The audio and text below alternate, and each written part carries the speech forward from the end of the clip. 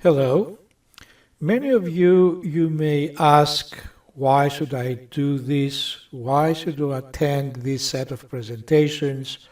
What will I gain? Is this for me? Etc., etc., etc. At the end of this set of presentations and your participation, you will have a fundamental understanding of computer programming and be able to develop computer games similar to the one that follows.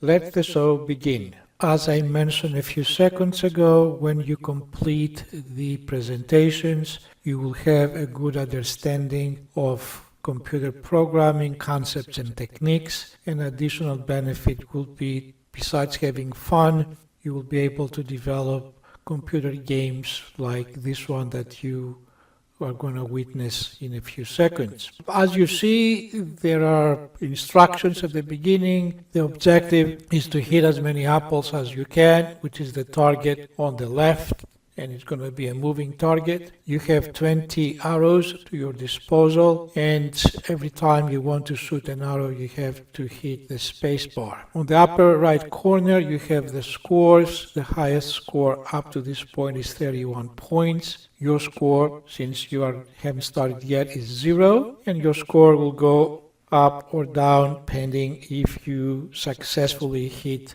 the moving target or if you miss the moving target. Let's play the game. The apple, the target, will start moving up or down, and as it traverses the canvas, you, the player, try to shoot the arrow and hit the target. If and when the target is hit, the score will go up.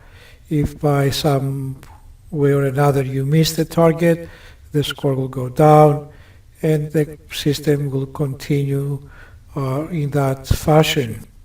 At some point you exhaust all the arrows and the game will come to an end. And here we go soon, I guess. Here we go. The system will display a message and it will terminate. Thank you, and see you soon online.